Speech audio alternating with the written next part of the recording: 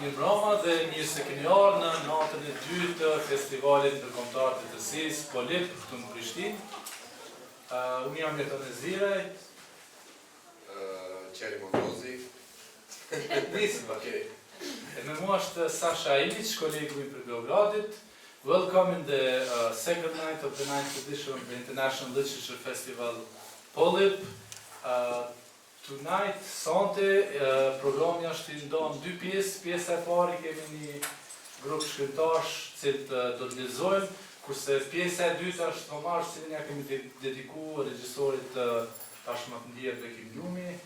Këtu kemi me ne tre aktorët, Qena, Bujar Ahmeti dhe Afrim Muçaj, që do të lexojnë poezitë e Bekimit. Ne të gjithë kemi njoft Bekimin si regjisor, por Bekimi ka lënë një trashëgimi të çmueshme poetike dhe me që këte kemi festival poetik, mendum që ashtë e ullës t'ja prezentojmë shtu për herë parë, por do të flasim ma gjatë kur të kalojmë pjesën e dytë. So, the program tonight is divided into two parts. The first part, very briefly, we'll have a couple of authors reading, and the second part is dedicated to the late director Bekim Lumi, who passed away recently. Bekim Lumi was very well known, one of the best theater directors we had here in Kosovo, but he also was writing poetry, and this is the first time we are presenting his work through actors that used to work with him, Melihate, Afrim, Muçaj and Bujar Ahmeti. Willkommen unsere liebe Gäste und Freunde. Wir gehen weiter. Und unsere erste Autorin kommt aus England. Sie heißt Sarah Ecker. Sarah, would you please? So now when a Serb tries to speak German, you get this.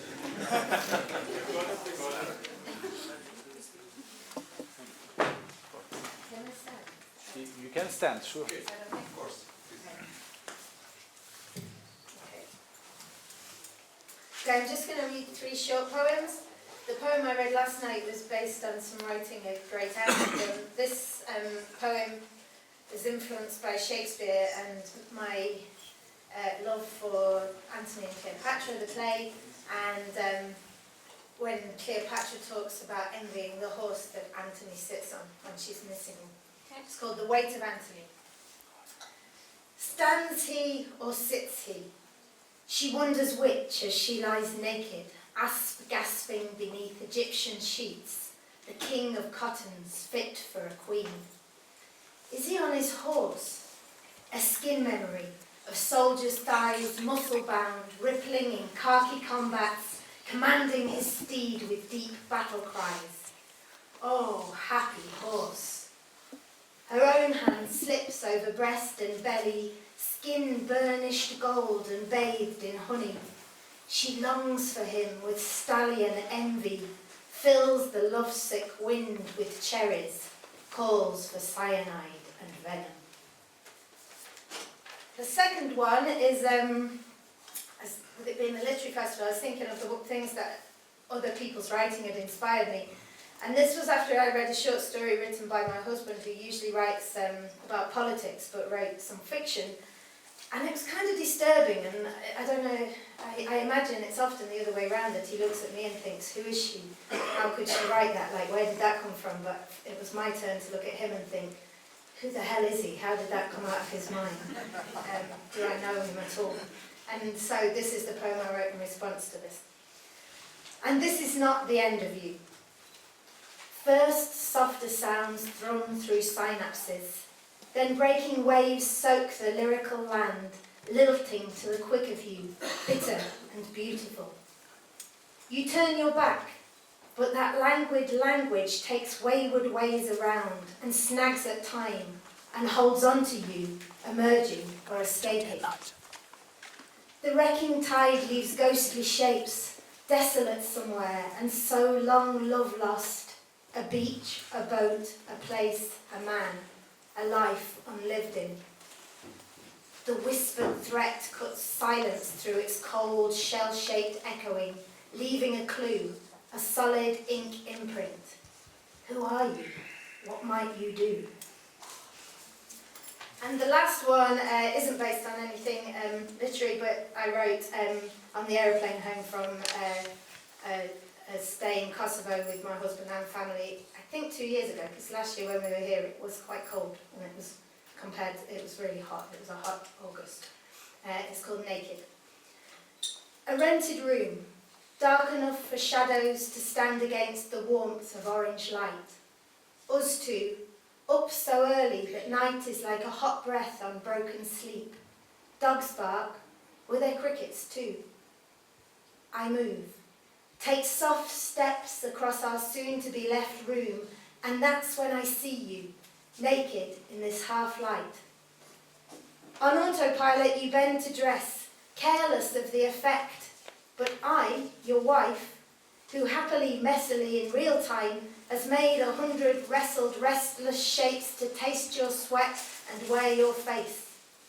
I stand now, startled, moved like a new voyeur to beauty. But this breath, this beat, this shift to timeless in the Balkan heat is not cast in alabaster.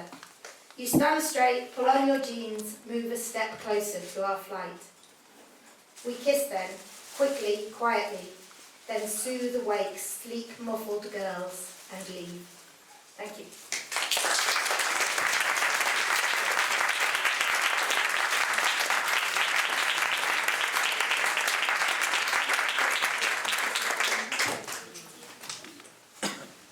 Shkrimtari radhës është Robert Prosser. Our next guest will be Robert Prosser. Is Robert here? Yes? Okay. No problem. Take your time, take your time. You have time. Should I sit down? You can sit there. I take this one. Oh, you take this, you want to read here. Robert Prosser is an Austrian writer. Yeah, I think his look explains so. Poet and performer. He studied comparative literature and cultural anthropology and spent several years in Asia, the Middle East and Great Britain. So you just actually came from Iran, and I see you are enjoying the local cost of Iraqi, so is it because you couldn't have any Iraqi in Iran or what? Actually, it was very, very hard to get to Arak. It was possible, but it took some time. You need to know people and get invited. So that's like officially the trick. It's not exist. It doesn't exist. No. So what are you going to read tonight? I'm reading like an excerpt of the last novel, which is called Phantoms. Phantome. The new one or published before? It was published 2 years ago. Okay. So can you just shortly, 30 seconds, tell us about the... Okay, 30 seconds. You look at the time? Yes. Okay. It has a lot to do with Bosnia. It's set like between Vienna and the eastern part of Bosnia. Stories from 92 till 2015. 3 parts. First one, monologue of a graffiti sprayer, was going to Bosnia in 2015 together with his girlfriend Sasa. She wants to go there because her mother is a Bosniak woman coming from eastern Bosnia who fled to Austria because of the war, and she wants to discover the country, the original country of her mother. Second part is set in 1992. It's the story of this mother called Anissa, and a friend of hers, her boyfriend Jovan, who's a Bosnian Serb, and who has to fight on Serbian side during the war, who's like deserting, hiding in Belgrade, caught, catched again, and brought back to Bosnia. Third part is a monologue, again set in 2015, of this Jovan, who is then a street artist in Vienna. Okay, to make a resume, so another novel about bad Serbs, or no? It's like the Serb, the main Serb in the book is like a good guy. I was joking. Let's have it.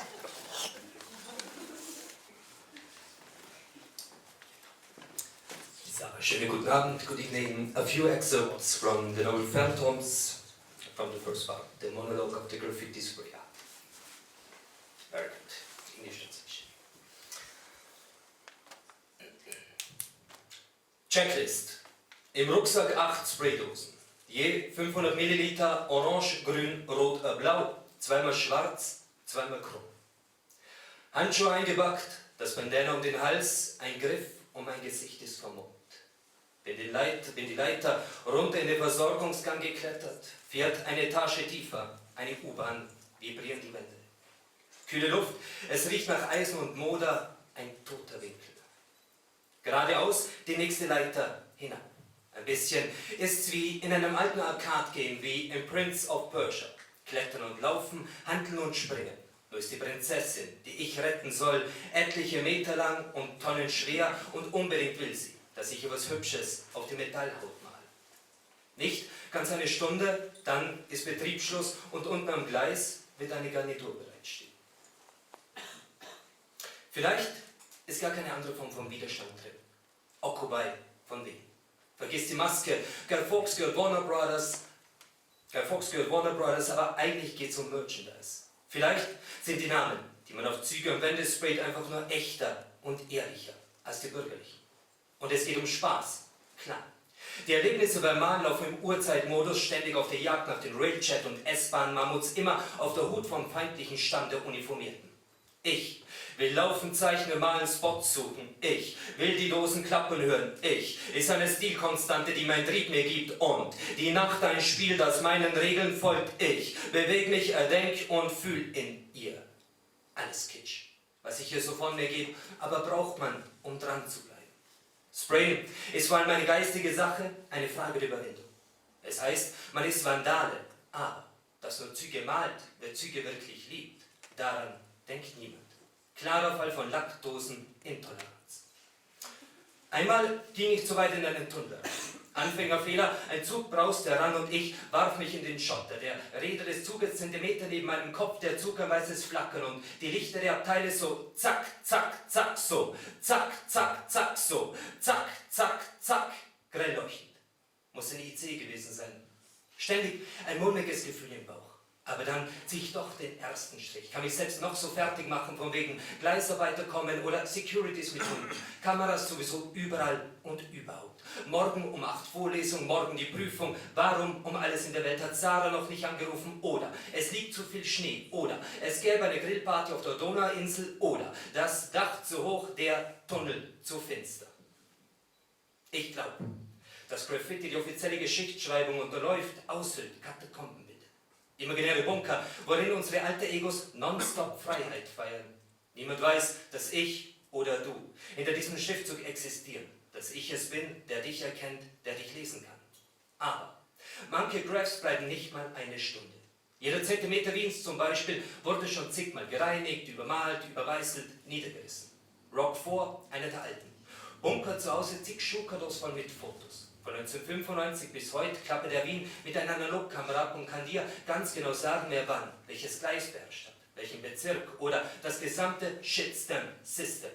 Aber ja, die Stadt flutet über die Farben und Namen und Doppelleben, dir bleibt nichts anderes übrig, als wieder rauszugehen, wieder wo rauf oder runter zu klettern, rauszugehen, wieder wo rauf oder runter zu klettern, rauszugehen, wieder wo rauf oder runter zu klettern, Rewind Selector, die nächste Mutprobe.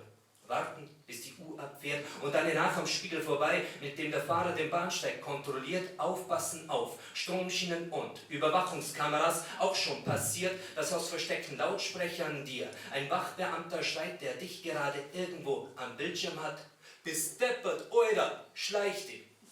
Aber hier, in den Tunneln und Nischen des U-Bahn-Systems komme ich an Graphs vorbei, die seit Jahren da drangen. Hier, in den Tunneln und Schecken des U-Bahn-Systems glänzen silbern die Namen von längst verschwundenen Kings und Queens.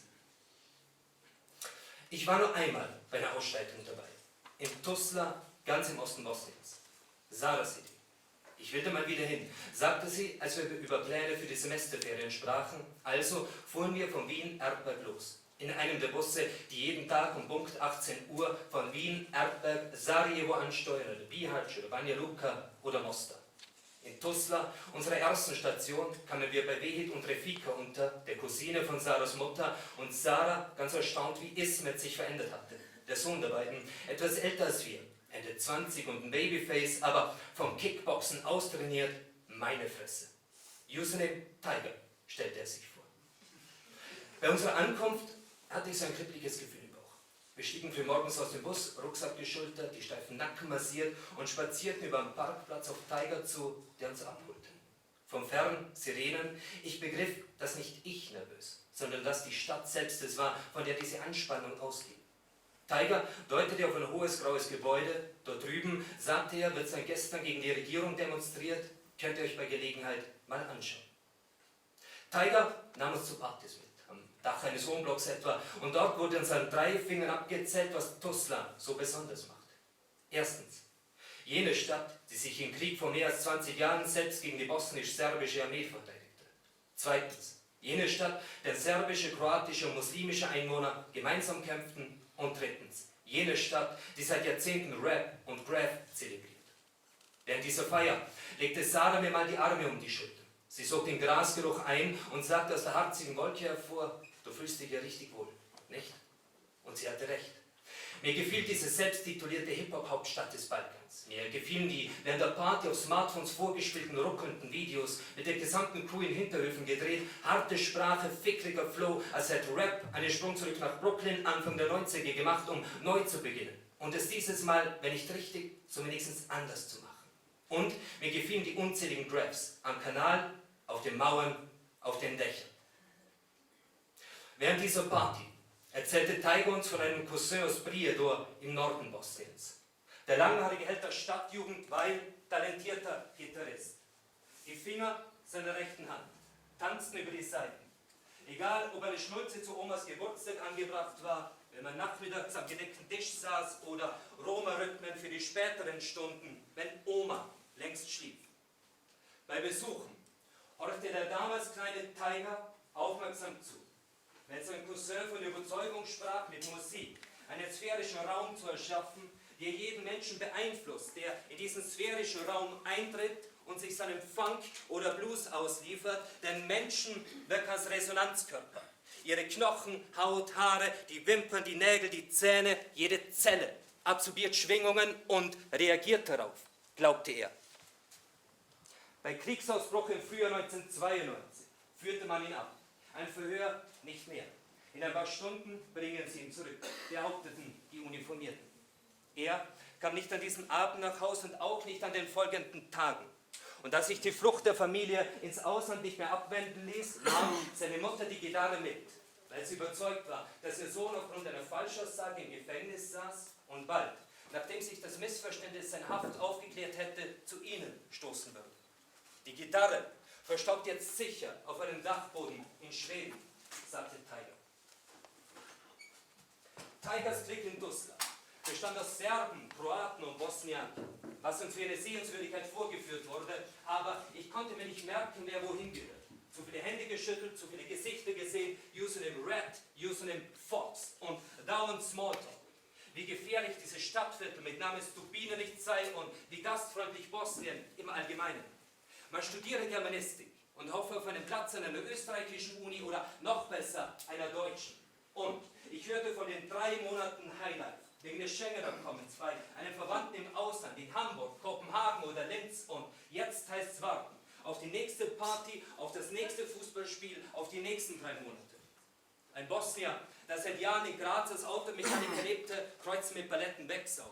So, wer es sich gab, musste Graz eine Metropole sein. Er genoss den Kurzurlaub wie wir und auch den heimlichen Neid auf seine Original-Jeans samt Lederjacke.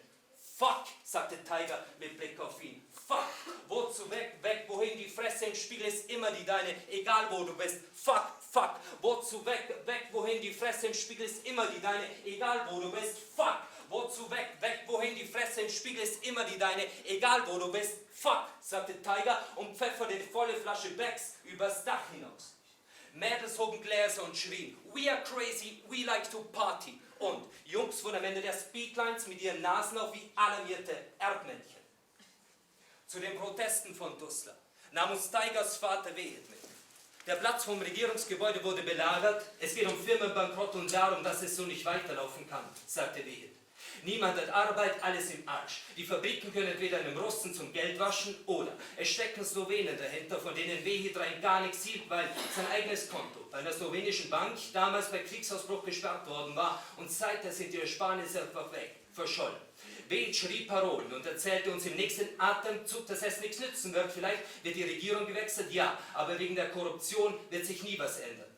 Sarahs Hand in der meinen. gestoßen, gerempelt, nichts gesehen, außer den Menschen vor uns, den blauen Himmel und den Rauch, der vom Gebäude aufstieg, Gelächter, Flüche, eigentlich ein Volksfest, geballte Fäuste, es wird gestürmt und angegriffen, ja, es wird gestürmt und angegriffen, um zu zeigen, dass man sich nicht alles gefallen lässt, darum geht's um, einen Punkt zu setzen und zu sagen, so nicht länger, die Grenzen lassen sich nicht aufheben, aber verwischen, ja, die Grenzen lassen sich nicht aufheben, aber verwischen, ja. Durch eins der Fenster war Feuer zu sehen, Möbel flogen runter in den Lärm aus Triller, Pfeifen und Schreien, Papier schwebte durch die Luft wie Tauben. Ein Typ, der mir von der Dachparty-Kanten stolperte vorbei, über linken Auge ein Cut, aber Lachen nach Luft schnappen, der drückte Adrenalin, Schimmerpupillen, der wird denn schon gleich aus den Augen pissen, das Gebäude werde gestürmt, schrie er. Über den Platz zog der Geruch nach Tränengas, Scheiße, Spezialeinheit um uns ein Drängen und Nachdrücken, Gaspatronen abgefeuert und Steine und Flaschen hagelten zur Antwort und in der Menge, die, wie ich später erfuhr, die Zehntausende zählte, weinende oder lachende, schreiende oder geängstigte Menschen und ich versuchte zu verstehen, was da gerade geschah, was da passierte. Längst war Behit weg, aber Sarahs Hand nach wie vor fest in der meinen. Lass mich nicht los, hörst du, schrie sie. Lass mich nicht los, hörst du, rief sie. Lass mich nicht los, hörst du. Eingekeilt zusammengepresst war zu spüren, dass alles auf den Höhepunkt zusteuerte. Und dann eine Welle von Glück, eine Welle von Euphorie, eine Welle von Glück, eine Welle von Euphorie. Bosnien Springs kandierte einer und viele, rissen die Arme hoch und dann nur noch Jubel, nur noch Applaus, ausgelöst von der Nachricht, dass die Polizei übergelaufen und auch der Spezialtrupp auf Seiten der Demonstranten sei. Unglaublich. Rauch tiefschwarz und flackern orange, das Gebäude brannte. Unglaublich. Rauch tiefschwarz und flackern orange, das Gebäude brannte und dann nur noch Jubel, nur noch Applaus, nur noch Glück, nur noch Euphorie, als könne dieser Moment niemals enden. Aber das ist Russland, dachte ich mir und denke ich mir, kann man auch so viel erzählen, wie schön und Multikulti es ist. Bosnien eine entwässerte blaue Lagune, wie die Nike-Klamotten oder die von Adidas. Alles fake. Die Kleidung, die Smartphones, die Schmauchspuren, alles falsch. Bis auf solche Momente, wenn Bierflaschen von Dächern oder auch Politiker fliegen und ein jeder Flügelschlag und die Träumereien sich hochschwingen und ein jeder Flügelschlag ein Fuck, ein Fuck! Thank you.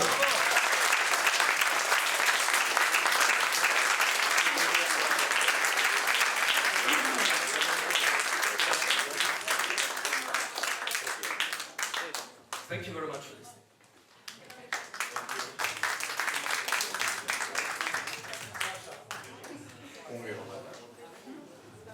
Our next guest Yes, is from Japan. Sasha is going to deal with him, but just to tell you that when I asked him to be on stage, he asked me, how much time do I have? I said, 4 or 5 minutes. He said, 4 or 5. I mean, that's Japan.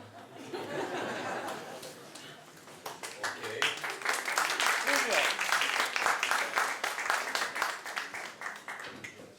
Careful, careful. Oops. That's a difficult one. Our next guest, Fumio Obata.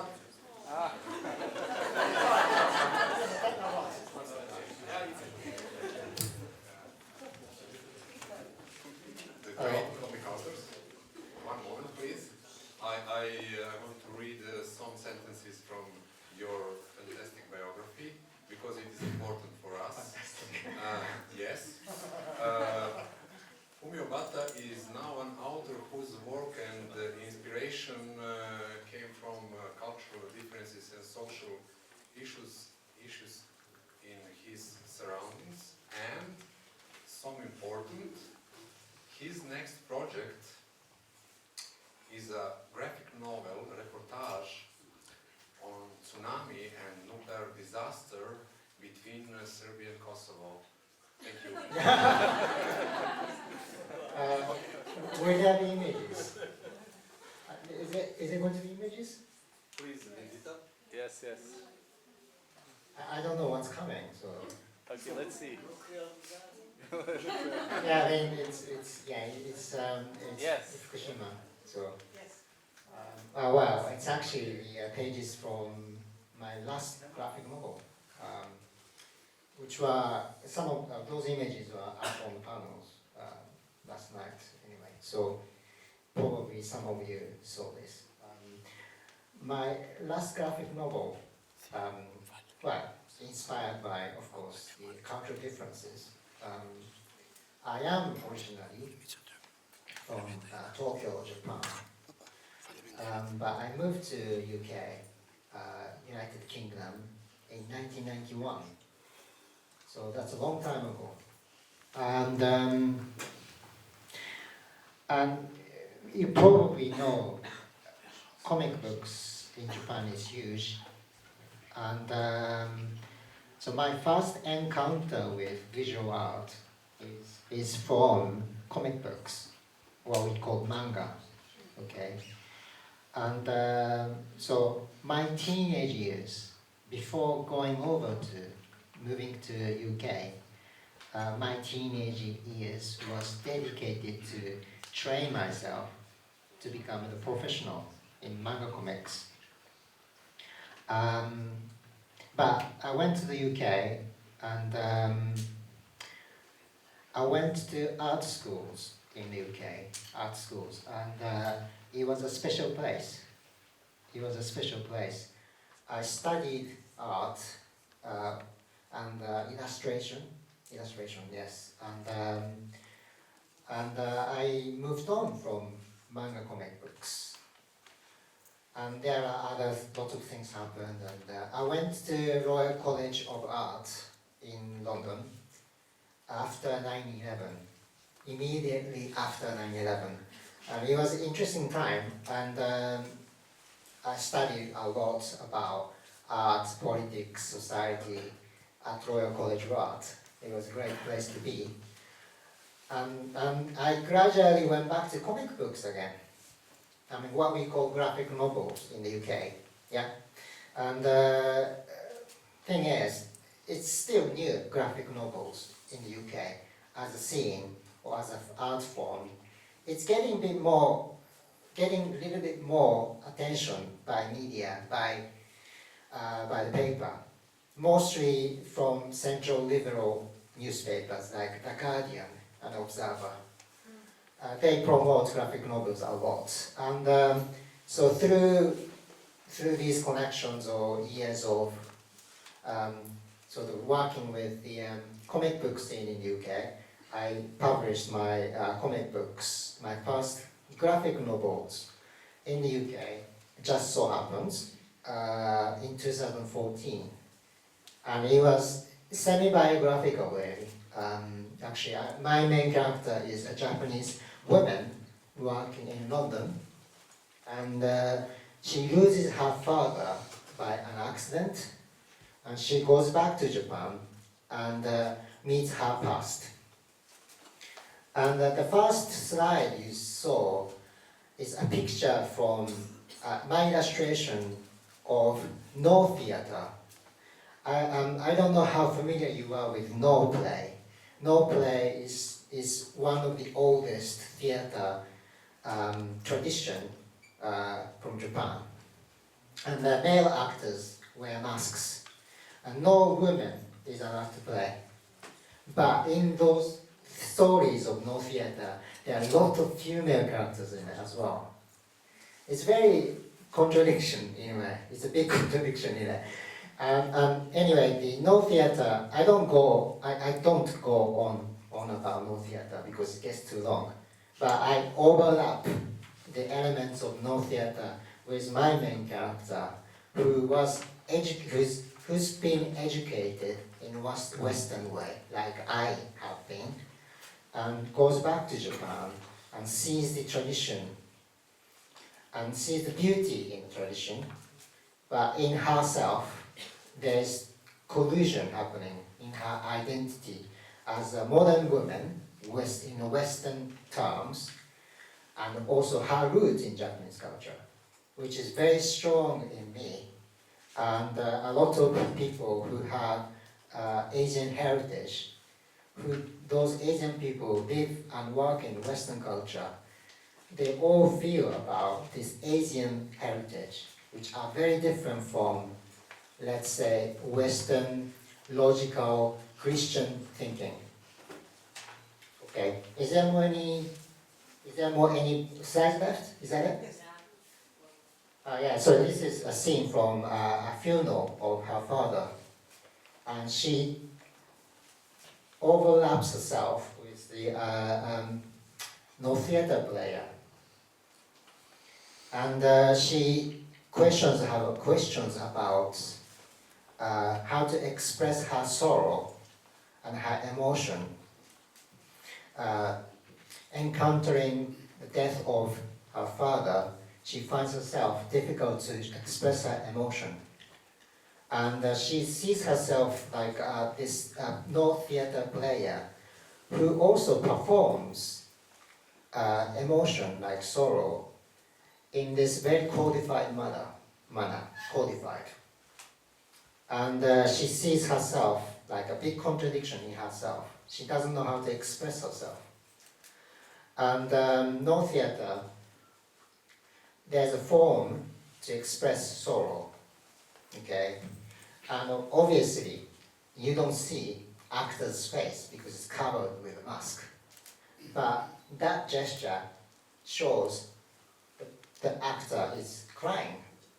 And it's meant to be, this cold gesture is meant to be the person is crying. And this form, chords, is respected in Japanese tradition, which is very, very much sort of opposite of like European way of expressing. But Japanese art is very much about chords.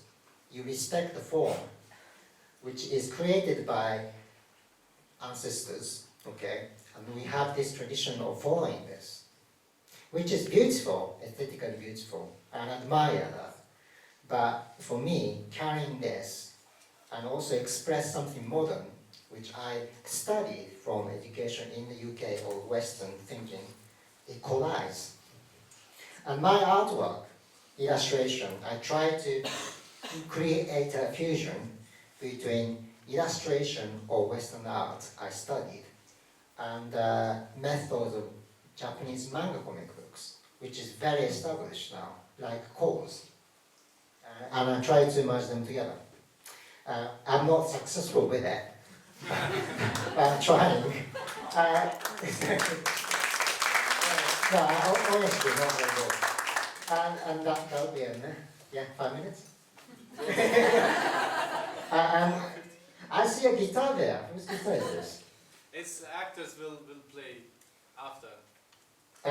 Okay, maybe I'll just leave it. Maybe after.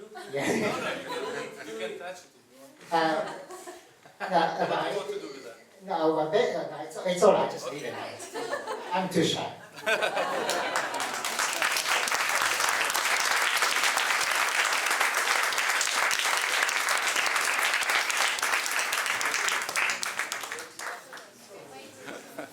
Good evening, I am the guest moderator of the next author. My name is Matteo Colombi and I teach Czech literature at the University of Leipzig in Germany. And the next author is the Czech one, Marek Šindelka, whom I invite here to the podium.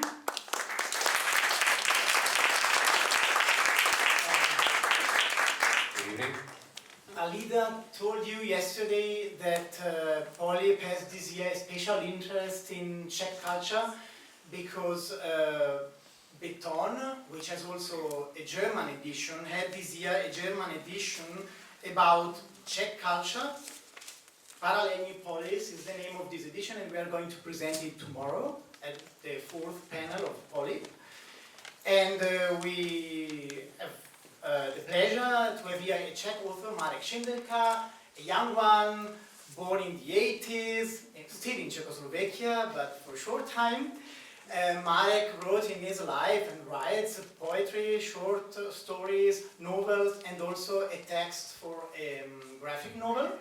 And I would like to mention here just two things. The text for the graphic novel, because this year Polip is also associated with a graphic festival. So Marek wrote with the graphic designers a novel, comic designers, a novel called Svata Barbara, the Holy Barbara, which is, in fact, if you want to tell it with Alida today, you take a fact and you make out of this fact a conspiracy theory.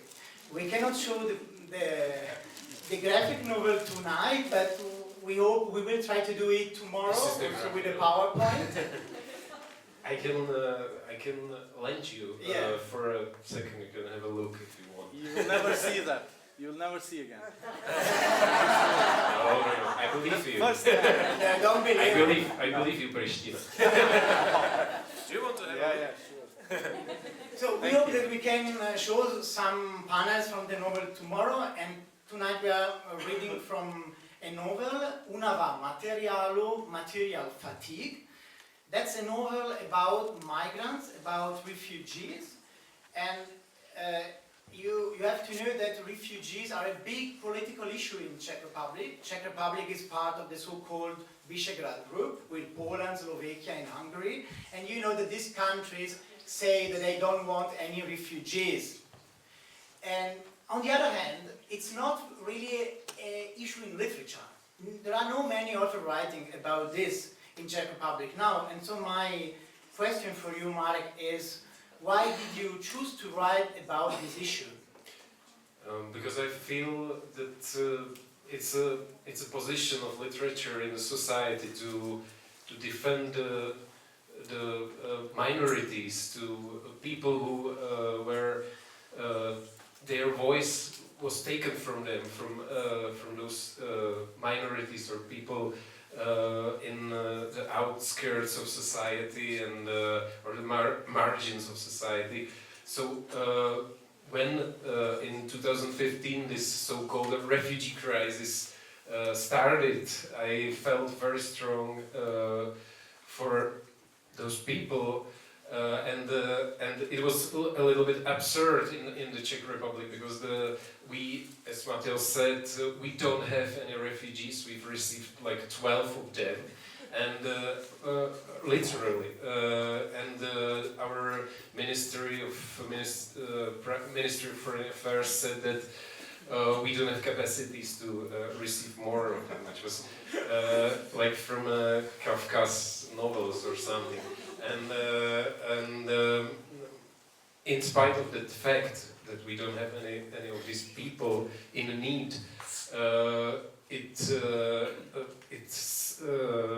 gradually became a #1 political problem and in fact political currency, because this fear, which was widespread in the society, was immediately used by politicians to support their careers, their elections, and so on and so on.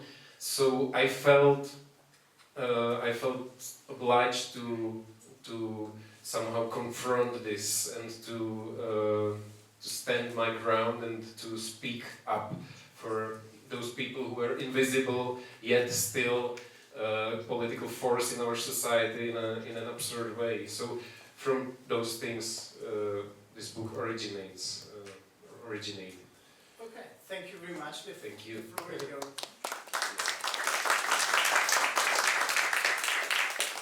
You want to sit maybe? Okay. I just have to orientate myself. Okay, You can also sit down if you want as well. it's okay. Okay. I Just so prefer people can. it this way. Evropan ho odváděl k menšímu z obou aut. To je dobře, napadlo Ámira, nebude se jich tam mačkat tolik. Ohlédl se na bratra, stál tam vedle 2 dalších chlapců a vedle toho přihrbeného mužíka. Teprve teď si všiml, že je skoro o hlavu nižší než bratr. Ámir se pokusil lehce usmát. Všechno je v pořádku, všechno je, jak má být. Snažil se tvářit klidně, ale ruce se mu třásly a na čele vyrážel pot ve velkých krupějích. Muž otevřel kapotu auta. Motor svinutý jako vnitřnosti. Ámir znejistil. Poprvé Evropanovi pohlédl do tváře, ale nebyl schopen zaznamenat v ní jediný rys. Viděl jen pohyb. Evropan lehce kývl bradou směrem ke kapotě. Tomu gestu nebylo možné jakkoliv odporovat. Veškeré otázky byly tím nepatrným pohybem vyloučeny. Ámir viděl, že v horní části motoru je neveliká kapsa. Karosérie byla proříznutá tak, že kapsa zasahovala až do části palubní desky, přesto byl ten prostor děsivě malý. Nedovedl si představit, že by se tam mohlo vejít lidské tělo. Znovu nejistě pohlédl do Evropanovy tváře a okamžitě pochopil, že to muž myslí naprosto vážně. Přidržoval kapotu a čekal. Amir se naposledy ohlédl na bratra. Naposledy zachytil ten pohled, tu prosbu. Ano, ten pohled prosil o ujištění. Prosil, jako prosí malé děti, aby se na noc nezhasínalo. Dělo se něco kolem? Dělo se něco dalšího? Amir už si nebyl jistý.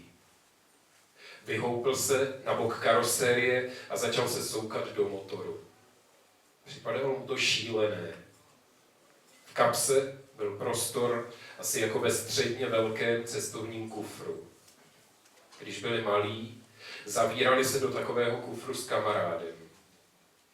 Kufr byl celý potrhaný, ležel na polici u stropu v chudičkém bytě, patřil kamarádovu otci, který brousil nože. Otec už nežije, kamarád je v armádě. Bratr tenkrát ještě nebyl na světě. Zamykali se v tom kufru, jenže to byly děti. Jejich těla byla poloviční. A přesto si dobře pamatoval hrůzu, když se výkot zavřelo a zámek zacvakl. Po minutě začal Amir bušit do stěn a křičel, ať ho pustí ven. Kamarád se tenkrát smál. Teď bylo všechno hrozivě tiché. Amir se pokoušel nacpat do motoru. Lehl si na bok, snažil se přitáhnout kolena k hrudi, ale nohy do kapsy pořád dostat nemohl. Prostor byl příliš úzký. Muž k němu přistoupil a zapřel se mu rukama do kolen. Namáčkl ho do té škvíry. Amirovi začalo pískat v uších, někde uvnitř se rozvibroval vysoký, pichlavý tón. S hrůzou ucítil, jak mu stlačená žebra dolehla na plíce, ze kterých proti jeho vůli unikl vzduch.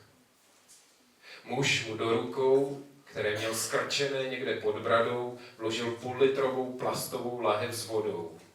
Nával paniky. Amir něco začal říkat, sám nevěděl co, chtěl ven, ale muž nad ní přibouchl kapotu. Všechno se propadlo do tmy. Čas se zastavil. 6 hodin, 48 minut. Chtěl křičet, ale nemohl se nadechnout. Neslyšel nic, kromě svého srdce, které mu tlouklo do kolen, bušilo v hrdle, ve tváři, v kořeni nosu. Bušilo do kovových stěn karosérie. Musím se uklidnit, říkal si, jinak se nenadechnu. Všechno hučelo. To se v hlavě hromadila krev. Bylo mu na zvracení. Pevně sevřel čelist. Nesmí panikařit. Není to tak zlé. Přece jenom má nějaký kyslík. Došlo mu najednou. Jinak by už ztratil vědomí. Uvědomil si, že dýchá. Velmi mělce, ale dýchá. Nohy už necítil, kolena opřená do žeber, ale nějaký prostor pro nádech tam přece jen zbyl. Vzpomněl si na Evropana. Přece ví, co dělá. Už v té kapsli převezl hodně lidí. Přece ví, co dělá. Začal pracovat na tepu. Soustředil se na zběsilý tlukot srdce a pomaličku, úder po úderu, ho přemlouval ke klidu. Blížil se k němu, jako se člověk blíží k divokému koni. Kde to jenom viděl? V dětství? Otec? V televizi? Viděl tu napřaženou ruku, lehce rozechvělé špičky prstů, jak se blíží k těm obrovským vzpurným nozdrám. Díry co do hlavy divokého zvířete vedou vzduch. Aortální jámy, koňská hlava tepe, všechny ty šlachy, bok se zatřese, vlna masa, svalová vlna, kterou probíhá život. A pak se ruka konečně dotkne obrovské horké kosti. Sklouzne po ní, sjede někam k očí. A s každým výdechem se tep v tom strašném zvířeti tiší. Amer se konečně trochu uklidnil. Co se dělo venku? Vůbec netušil, kolik času uběhlo. Čas se zastavil, nebo běžel dvakrát rychleji, nehrálo to žádnou roli. Měl už jen dech, tep a tmu. Snažil se udržet to všechno v klidu. Ve tmě se tvořily krevní obrazce, hnědorudé, pulzující sraženiny. Postupně začínaly zářit, rozplétat se do fascinujících živých ornamentů. Jde to z nervů. Napadlo, posoudil Ámir a pohnul rukou, aby se dotkl stěny. Chtěl se jenom ujistit, že tam pořád je. V tom mu plastová láhev vyklouzla z dlaní a trochu se svezla na stranu. Vodu bude potřebovat, polekal se. Chtěl se pro ní natáhnout, ale ruce měl zaklíněné tak, že s nimi nebyl schopný pohnout ani o centimetr. Láhev zmizela v prostoru, v gejzírech zářících bodů, které se mu tvořily podvíčky. Vlastně ne podvíčky, protože oči měl otevřené, ale ani tím si po chvíli nebyl tak jistý. Najednou se celý prostor otřásl. Ozval se ohlušující rachot. Kdo si nastartoval? Motor se rozběhl. I kdyby chtěl křičet, nikdo už ho neuslyší. S hrůzou ucítil první nasládlý závan spálené nafty. Auto se dalo do pohybu.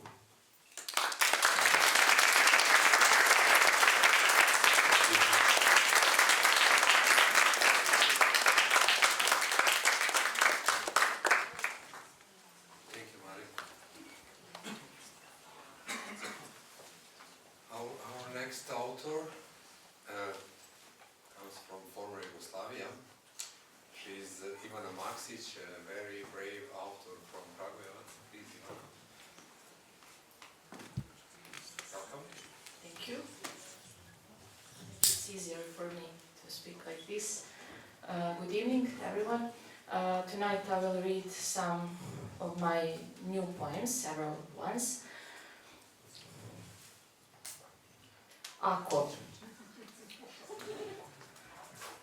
Ako ne brineš da li ćeš sačuvati prisebnu glavu dok se profit oko tebe dobacuje golim životima preko bodljikavih žica. Ako ne pristaješ na čekanje, jer ona zamara sve osim dugova i strpljivog sistema, tranžiranog lepila kamatne razlike između istine i laži. Ako uviđaš da to što te ne mrze samo znači da te ne vide, i baš zato daješ maha svojoj mržnji pred očima sveta. Ako ti je sve jedno sanjao, ne sanjao, ako ne učestvuješ u kolektivnoj produkciji snova, ako ti misao sakate na pokretnoj traci, a ipak istrajavaš u refleksiji nad iskustvom i svetom. Ako smeš tuđe delo da pretvoriš u prah, kada ga svi oko tebe sriču na pamet. Ako ti vlastito delo znači da vidiš društvo i odnose u njemu, pre nego ponavljaš kako je pisanje tvoj poziv. Ako možeš da sabereš sve što nemaš, ne praveći inventar ni popis za neku buduću transakciju. Ako znaš da je cinično svako sticanje, kad mnogi nikada neće imati krov nad glavom. Ako ne opštiš sa kraljevima, nego ih pljuješ, ostavljajući im da budu skromni kada se obrate za milost. Ako se ne mešaš sa gomilom, već si deo nje, jer biti gomila znači biti obespravljen. Ako se uopšte uzev ne plašiš nikakvog mešanja. Ako praviš razliku između prijatelja i neprijatelja, između šale i uvrede. Ne šališ se sa neprijateljima, a prijatelje ne vređaš. Ako bar neko može računati na tebe, ako računaš protiv nepravde, ako računaš na sebe, pa i preterano. Ako ne ispunjavaš minute sekundama, niti sate minutima, niti život danima, jer znaš da se ceo život meri samo susretom i borbom. Ako ne misliš da je vreme novac, već jedno i drugo otimaš od sebe, zbog onih koji imaju još manje. Tada nećeš imati kolonizatorske snove, da bude tvoj ceo svet i sve što je u njemu. I iznad svega nećeš pisati podle pesme. Tešitelji, ako si čovek, a nisi tempirana bomba, šta si onda ti? Lepo ćeš plesati, ali na čiji znak? Bez cipela. To je ono što piše sitnim slovima. Danas sam postala nečije vlasništvo. Važno je da konačno i nedvosmisleno radim. Moja satnica je skoro neograničena. Sada će u formularima koje popunjavam pisati zaposlena. Prolaznici koji svrate na moje radno mesto uvijek gledaju negdje iza mene, kao da se pitaju gdje stoji krevet u kojem prespavam, ali kada? Jedina mana ovog posla je što su mi se usta iskrivilo od osmehivanja. Sem neke glupe radosti koje uostalom i ne pripada meni, više nemam drugih osjećanja. Rado bih ugradio dugme ili kakav alarm na ušima. Onda bih i noću lasno skočio na dve noge, čim mi poslodavac ime pomene. Kako bi divno, kako bi lepo bilo biti uvijek tu pre kolege. Nepredvidivost života je puna smisla. Očas posla jednog dana postaneš višak zbog boljeg sutra.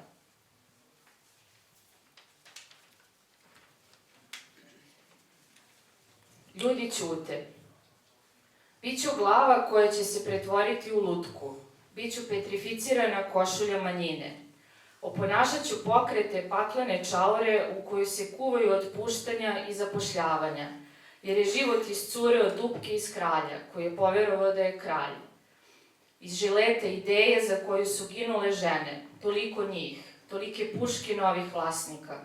Teško ideji, ni učitelj nije kriv, ni packa neznalice, ni leđa raspojasene države sa prstom na obaraču, borbe oko nadnica, rutovom stopalu koje je mrskalo trudbeničke lobanje, kušajući nove predatorske pogone. Onda su se okupili, neki bi rekli tisuće, da odaju počast onima kojih su se odrekli, čim su kročili u taj autobus mraka, tupi od tuđe gravitacije i zadovoljstva.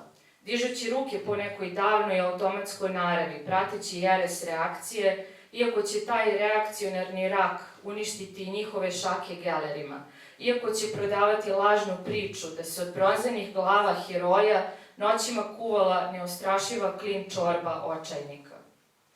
Kao da nije znao da će zvečka rata ponovo zatitrati pred njegovim očima.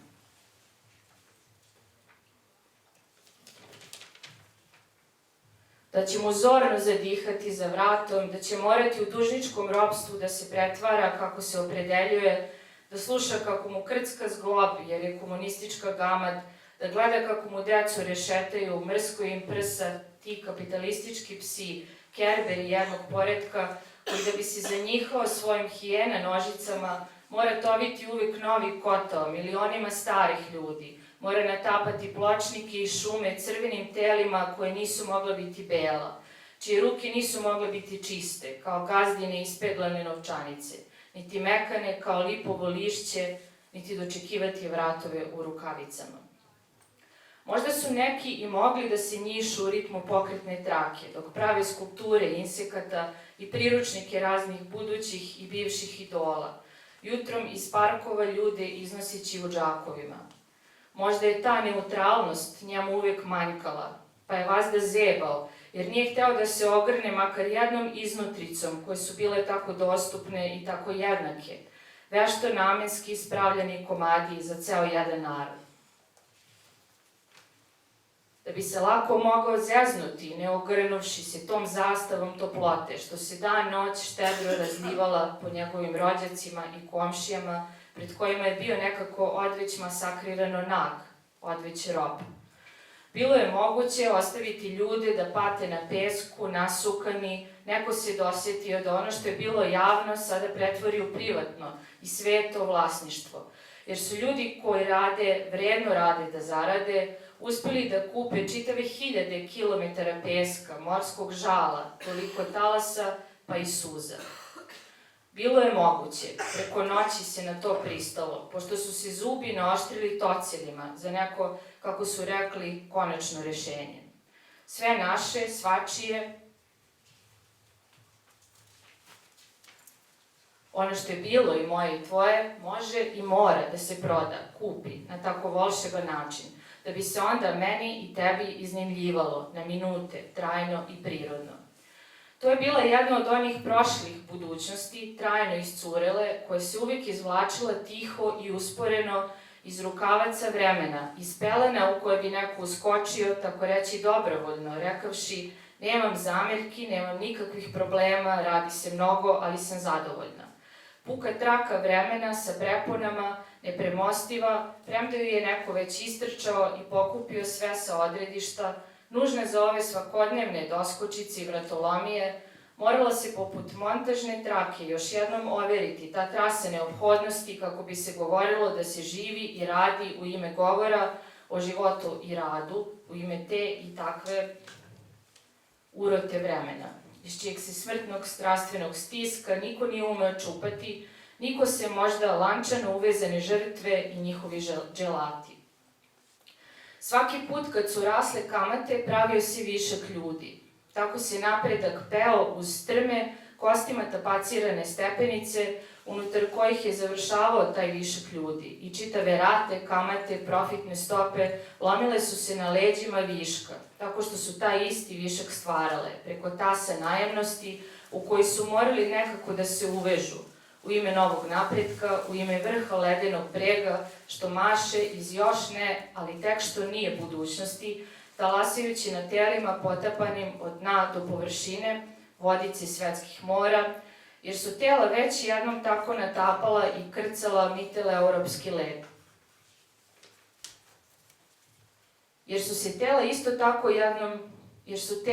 tako jednom plutala, umjesto velikih mrtvih riba, polegle jedne preko drugih kao stazica za razgibavanje nečijih čizmica. And the last one is called infrastructure, and this one is something that is, I think, very similar in all Balkan countries. Actually, it refers to this transitional period or the limbo of it, and the process which is very different from urbanization, and it's a kind of opposite process that we can witness in many cities and all over the Balkan region. Infrastruktura. Tvoj grad ima stabilnu infrastrukturu, kioske sudskih izvršitelja, kladionice i zalagaonice, second hand izloge.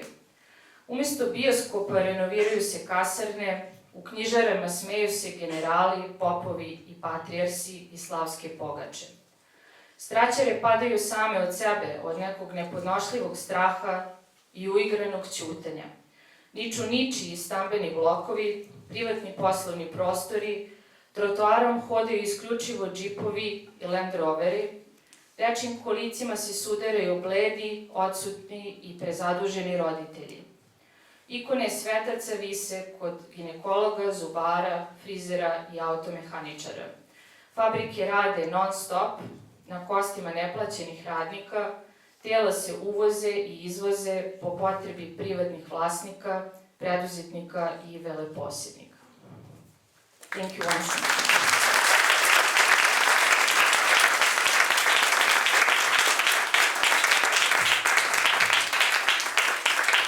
Hvala Ivana. Para se me tu aktor me lezu për pjesën e fundit që kemi dediku Bekim Lumit. Kisha dashur me ftu autorin e fundit, Azem Deliu. I would like to invite our last author before I invite the actors to read from Bekim Lumi. Lumi's poetry. Azemi është shkrimtari i ri, shkëlqyshëm, ka botu 2 libra, 2 romane, ndërsa shkruan edhe poezi, prozë. Azemin e kemi aktiva shpesh në për rezidenca dhe zakonisht është i promovon rezidencat ku qëndron. Por është një rezidencë që e ka mojt pak si mshep u ka do, ka? Po. Azemi ka qenë frek në Beograd dhe pse kemi pafor që e ka promovu, kështu që po pës, pse? Gjitha të më përgjith? Shqipaj nësë zbanë. Azem is a young, excellent writer. He's published 2 novels, but he's also often in writers in residence programs in Poland, in Croatia, but he also was in Belgrade, but we didn't see that in social media. So my question was, why is that? Because then I have to give reasons, you know. Why No, you don't have to. I'm from Drenica. It's not very easy, you know. Ole se thash. E ftojmë Azemin me lexu shkurt, mandej e ftojmë aktorët. Thank you. So I am sitting because I saw that when authors were standing, they were blocking the translation, but also because I value my comfort. So.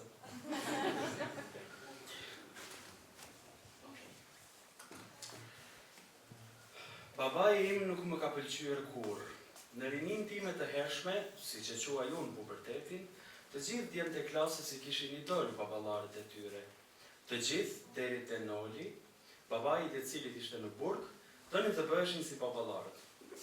Shpesh më vinte të thosha, po ti, por një sens I holl që se dija nga më vinte, më ndalonte duke ma bërë me dije me një ndjenjë pickimi në gjoks, që kjo ishte një gjë e gabuar.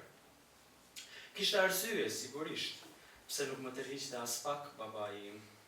Një pastrues I shkollave të qytetit që punonte me 2 turne dhe paguaj shumë pak, nuk do të duhej të ishte njeri edhe aq autoritativ. Krejt e kundërta e këtij përftimi, babai im ishte kaq autoritar sa të gjitha sjelljet e tij, deri te qëndrimi gjatë pirjes së kafes së mëngjesit, kishin prirje prej diktatori. Po të thosha që një nga arsyet që ai s'më pëlqente ishte se fitonte pak, do të dukej çnjerëzore. Shpesh çnjerëzore na duken pikërisht ato ndjenja që janë më njerëzore. Shkrimtari im I preferuar, KK, mendon se kjo ndodh nga që këto ndjenja krejtësisht njerëzore, ne nuk kemi gjetur forcën t'i pranojmë dhe prandaj janë shndërruar pa meritën e tyre në temë jetësore për ne. KK. Ja, ky ishte idoli im. Tek ai gjeja gjithçka që I mungonte babait. Një trimëri elegante, mendim të thellë, autoritet, të cilin s'kishte nevojë ta provonte duke rrahur në mendime e plot të tjera. Dukej sikur ishte bërë një farpakti I heshtur nga larg që KK-ja, nga të gjithë ato veti që mund t'i ketë qenie njerëzore, zgjodhi të ketë përdreq pikërisht që mungonte babai tim. Si të qoftë, rroga e ulët e babai tim, pastrues shkollash me 2 turne, më detyroi që të punoja për të siguruar parat me të cilat do të shkoja në universitet. Fillova punë si hapëzbarresh. Kompania e funeraleve, ndonë se vinte nga qyteza jonë e vogël, kishte renome e klient në mbar vendin dhe së këndemi, neve na duhej shpesh të rinim qytetin. Këtu filloi të më pëlqente udhëtimi. Një ditë, derisa po shkonim në veri të vendit për të varrosur një mësues gjimnazi, mendova me vete se për dallim prej kompanive të tjera shërbimet të cilave mund të rekomandoheshin nga klient të kënaqur, e jona se kishte këtë mundësi. Veç se nëse në ëndrat e familjarëve të tyre, klientët tanë, nga e gjithë jeta e tyre mesatarisht 70 vjeçare, do të zgjidhnin t'ju flisnin familjarëve të tyre pikërisht mbi atë se sa të kënaqur ishin me shërbimet e varrimit të kompanisë. Kaq mirë më lëshua në varr, sa nuk do të doja kur të ringjallesha edhe kur të kishte një mundësi të tillë. Do t'i ketë thënë ndonjë baba fëmijës së vet I cili I prekur nga mërzia, aq sa unë s'besoja se mund të mërzitej dikush për të atin, nuk ja kishte vënë syrin shërbimit këto. Kjo s'kishte kur farsensi. Pra, ne ishim në disavantazh të natyrshëm nga që njëri prej sektorëve më të rëndësishëm të marketingut, rekomandimet e klientëve nuk I kishin. Shefi im, Një burr që vetë dukej se jo fort larg do t'ja kishte nevojën kompanisë që ishte krijuar. Më thoshte gjithmonë, duhet të kujdesemi për rehatinë e të vdekurit jo veç sikur t'jetë I gjallë, po sikur t'jetë personi me gjumin më të lehtë në botë. Nuk e di pse ai kishte prirjen që vdekjen ta krahasonte me gjumë dhe jo me çfarë do gjendje tjetër qetësie. Por kryesorja është se ai e thoshte gjithmonë të njëjtën fjali dhe ndonse një njeri I kthjellët nuk besoi ta ketë kuptuar ndonjëherë që të përsëritej. Varret hapeshin lehtë dhe përjashto rastet kur hasnin në ndonjë gur të mëdhenj, kryheshin për maksimumin 1 orë e 40 minuta. Nëse nuk ishte varr femror, kuptohej. Në këtë rast ne duhet të groponim dyfish sepse në këtë zonë me një mentalitet religjioz thellësisht fanatik, femrat jo vetëm që mbaheshin mbyllur në shtëpi gjatë jetës së tyre, por edhe duhet të mbylleshin më fort kur vdisnin, sepse siç thoshte shpesh I madh, gratë as në varr s'rin rehat. Unë nuk e kisha parasysh pse duhet të varrosnin gruan më thellë se burrin, dhe aq më pak e dija çdo të thoshte babai im me gratë as në varr nuk rin rehat. Ha mensoja se të mos rrije rehat, do të thoshte të ta kishte ëndja të bëje seks. Ironikja ishte se babai arsyetonte gropimin më të thellë të dikujt që tashmë ishte mbyllur jeta, me një proces që të paktën deri sot e ka filluar jetën. Sidoqoftë, unë kur e ndoshta në ndikimin e kësaj thënieje nuk e kam parë vdekjen dhe jetën si armike. Her pas here, kur ja kam lejuar vetes të mendoj për to, kam menduar se puthem me njëra tjetrën. Siç ishte puthur motra ime me komshiun, por kjo është një histori për të cilën babai na ka kërcënuar që do na zhdep në dru nëse e tregojmë.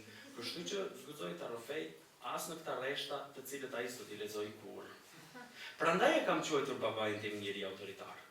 Për mua pushteti I dikujt nuk tregohet kur ai të sheh e të ndalon nga diçka që sipas tij duhet të bëhet, por kur ai nuk të sheh, e megjithatë ka fuqinë të bëjë të ndalosh veten nga diçka e tillë. Gjatë shkollës fillore unë kam qenë një fëmijë I urtë.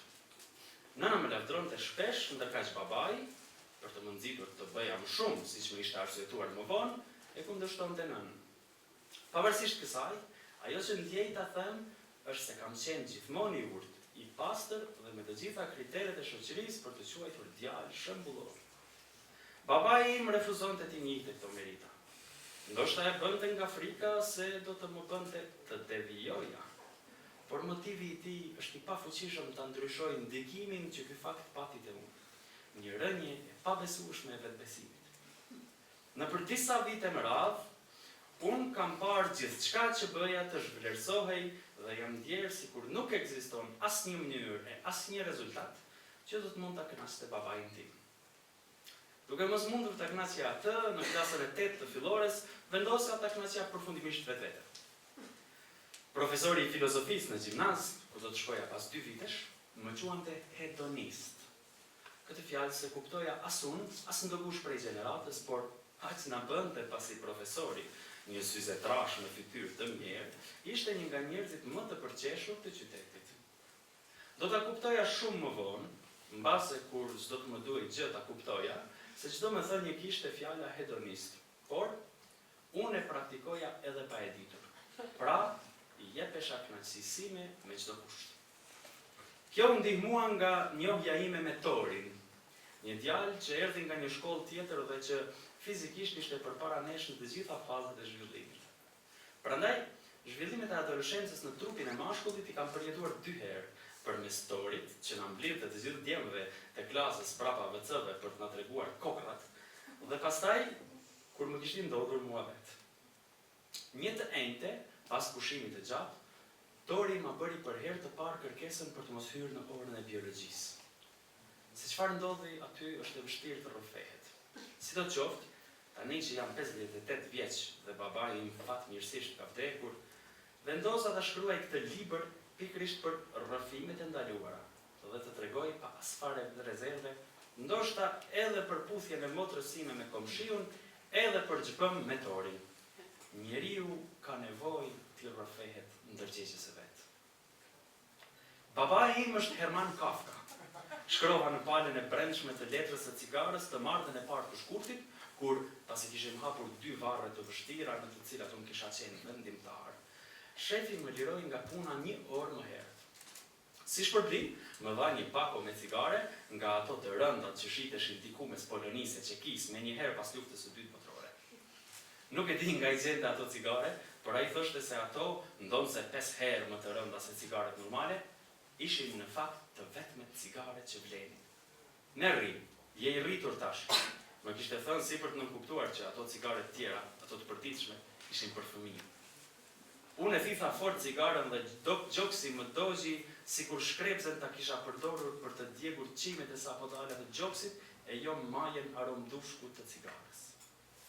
Duke ndjerë këtë djegje, mendja më shkoi te babai im për të cilin nëna ime nuk përdorte termat e rëndomtë me të cilët ankoheshin gratë për burrat e tyre.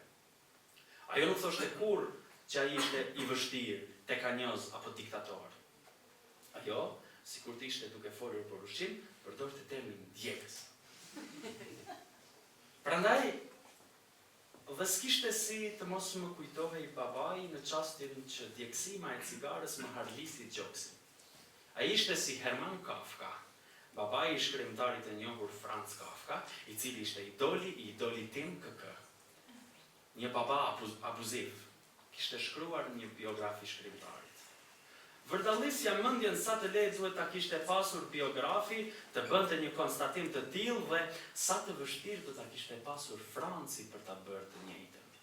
Është e vështirë ta pranosh që babai yt është abuziv. Dëshira për të pasur një baba model, nga ata të cilët shoqëria i lavdron, është e papajtueshme me faktet për një baba të keq brenda fëmijës. Ndoshta nuk është kaq e papajtueshme, mendova derisa po fisja dy drejtimat e fundit të cigares. Ndoshta problemi është pikërisht me një baba model nga ata të cilët shoqëria i lavdron. Kafka, një shkrimtar me vetbesim tepër të ulët, ishte megjithatë më i guximshëm se unë. Ai ja kishte thënë hapur babait këto gjëra në letrën e tij. Këtë letër Hermani se kishte lexuar kurrë, por ishte të paktën direkte. Unë ndërkaq, ndonse babai im gjithashtu s'do ta lexoj kurrë, u detyrova të shkruaj një roman për të thënë ç'kisha brenda. Babai im është si Herman Kafka, e pash përsëri shkrimin tim të zhubravitur mbi letrën e cigares dhe pasi e ktheva në anën tjetër dhe ndjeva djegësimin e cigares që e kisha fikur pak më parë, shtova. Por unë nuk jam si Franci.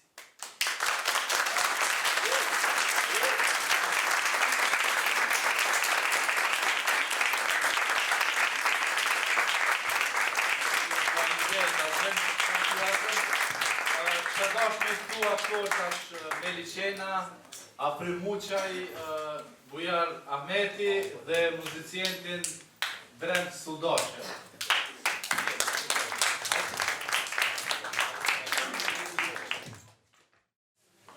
Those poems that you are going to listen now are written by Bekim Lumi, as I explained. He was professor at the University of Pristina teaching theater directing. He was theater director himself, the best that we had from this generation after 2000. He was editor-in-chief of Ljoja magazine, and we are really happy that we are able to present some of his poems that he wrote while he was alive. And I think this is the first time that we are presenting his work. So I would like to thank also his mother is here and friends. So I give the mic to Meli and everybody else. You'll get the English translation as well. Para se të fillojmë, dashta më ju thonë që unë jam në kostumin e shfaqjes Këmisha e Gjakut. Kjo është një shfaqje të cilën Bekimi e ka dashur shumë dhe në sherë respekti jam sonte në atë kostum.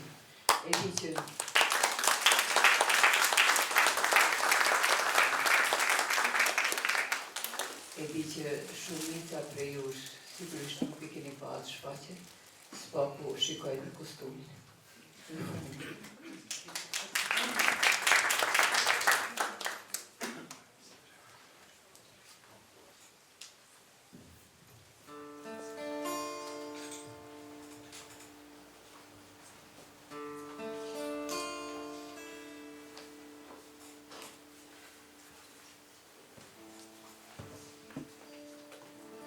Angjëlli blu.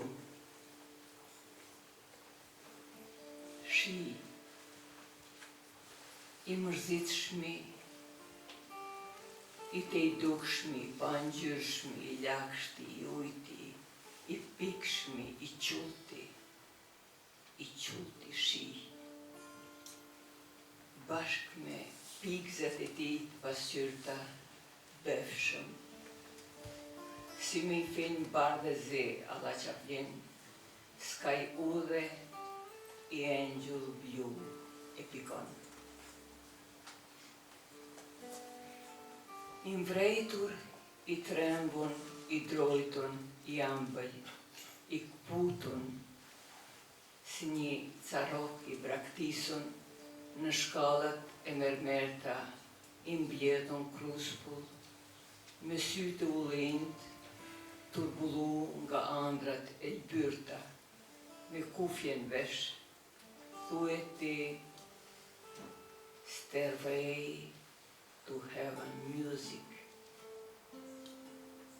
Të Led Zeppelinëve është duke ndigju, me dur që I dridhen, me I cigare ndërgishta, me I zatë mekun, e shkreps pas jarëm, në trishtim matëzi se korbi I Edgar Allan Poe's mugullon të vona, si në prallat e vllaznive Grimm. Dy brinat vogla mbi kryi dalin, pa I edhe matutje Angel Blue është. Derisa Irfen e sert njerëzore dreqnisht e ropë, e flatrat e vetullat e qepallar, me gërshan mbas jakput, si delmën në krye, qefe, e njerëzon, e përtokson, e përshqytnon, e të vona, striptizi me I bar, koketash, angjëllin blu.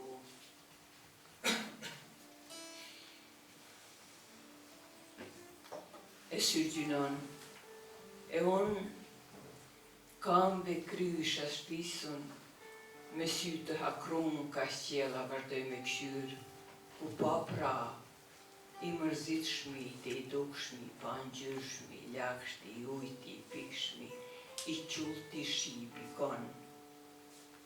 Ku je, Angel Blue, Angel Blue, Angel Blue, Angel Blue.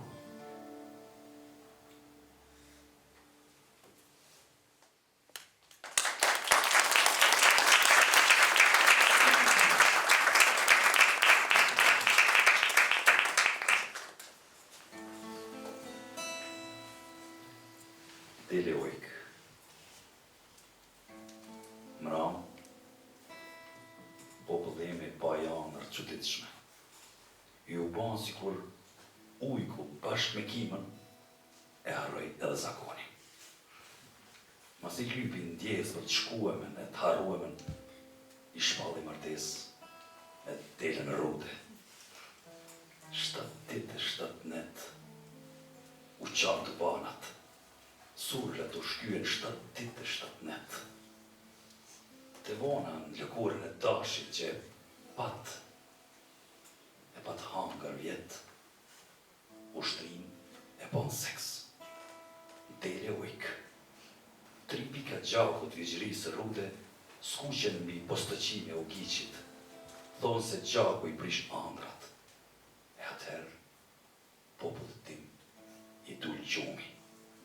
Populli I çuditshëm she andrat çuditshme.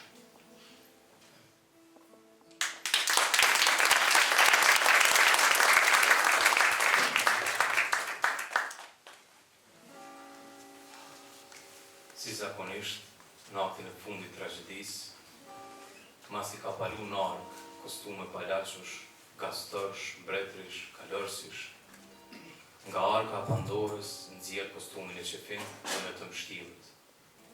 Çdo gjë është e përcaktuar si zakonisht në tragjedi. Ai luan rolin e përcaktuar, gojqin thonë se vdiq. Unë nuk e besoj. Edhe kjo vdekje e tij është vetëm njëra nga ato vdekjet e tij shumëta skenike. Ai vetëm bën punën e tij dhe pas kësaj është në pritje të rolit të ri.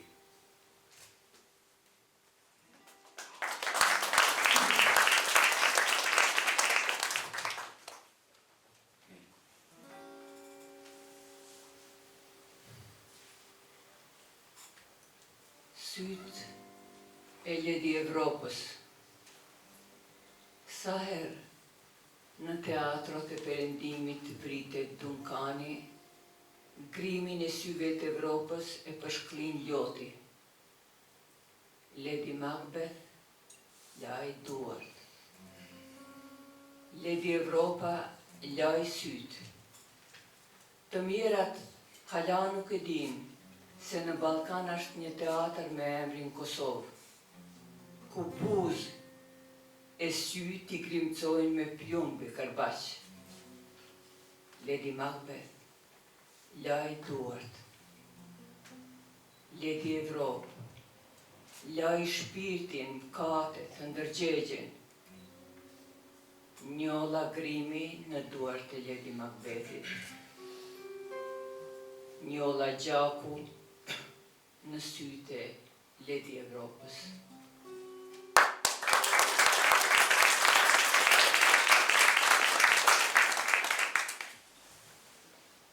Shpijet para se me dalë, ruan mjekrën e mustaqet. Nga tramet e priskut, burnia i tretët si shkum sapuni. Or tek bore i shembet krenaria, kur qonë dorë me e hjek krejës plisin. Dhe dera e qilerit me grue kur falet, gjarpni i vetmisja pickon lullet e balit. Gjapuni atit i gjarpni harimit. Me thmit, kur gushet e dera o borit, te kronin mretit me fisin miq kur falet, buzën i ashkromojnë kligat e ujit. Kligat e natës ja buzojnë lët e syt.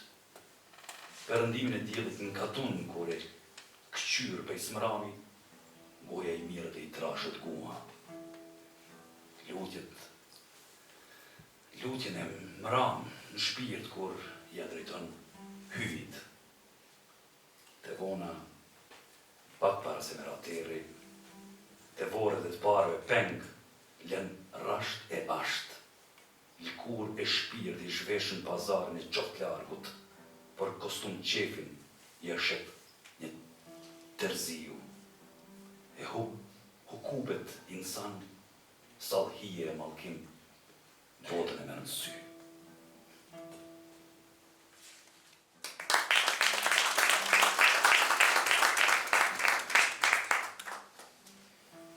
Në thik jo, as me revole, me dorë vrasin dorësit e luleve.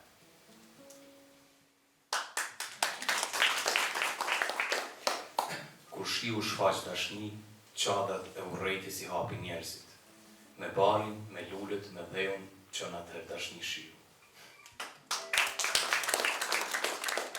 Troku i tiktakave unë mbyll diku në pellgun e hiqit.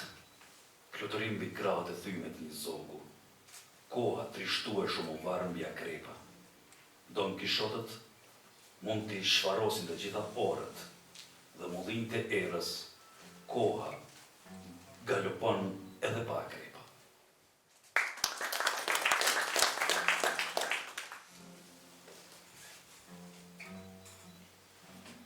Emnin tem, ndoj udhe e asut kryqi mos javnoni.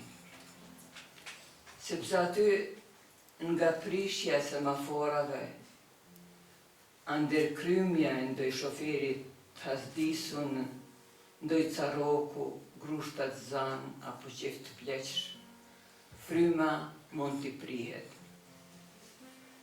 Asë ndoj sheshi ku politikanët turmat mendsh me fjalimet e tyne mund t'i tredhin.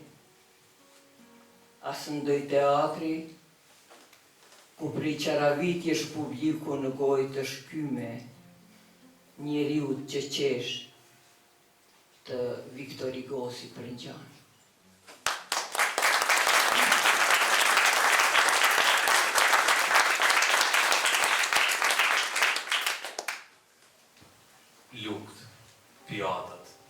rozat mjekësore, dashnorët, numrin e këpucëve, lutjet që I drejtoj hyjit, djathin që ha, kualitetin e spellës, poezit e bashkrume dhe të shkrume, sapunin dhe cilin lahëm, grupin e gjakut, gjatësin e penisit, libra që lexoj, pagën mujore, ndimat sociale, kohën e seksit, sasin e krypës mshur, zhgandrat, andrat, gjatësin e gishtit vogël të kamës djatë, trashësin e gishtit të nazës, meqt bindjet politike, preferencat estetike, numrin e kimeve, etjere, fije për fije, numër për numër gjitha minjohi, një din gjitha, provincialistat dhe policët, po ata hala nuk e din se mram, me nërë me thanë, unë rova koqet.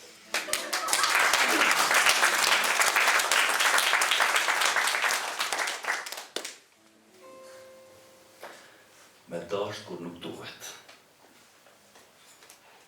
Me adhuru fjalët e tepërta, lomotitjet vene pa ven, I dit lidhje pa lidhje, çmendunin mas futbollit, manin mas shahut, parapëlqimet politike, komentet për serialet turke, mardhezjen e qehrës nga rakia, tymin e cigarës, thojt e paprind kampe, kërhamën e gjumit, frymin e hundën sofër, erën e çorapëve të palame, erën e kepës e të hudrës, erën e trupit në shtatë, erën e gojës gjatë puthjes, Facebook manin, lezetin e hallës, shopping dresimin e përditshëm, mungesën e talentit për me knohe, mburjet e përditshme, shprehim për me rajt shpesh, krejt këto me adhuru.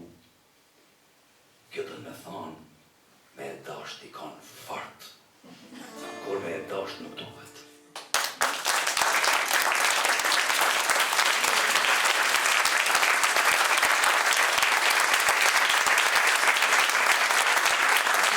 Programy.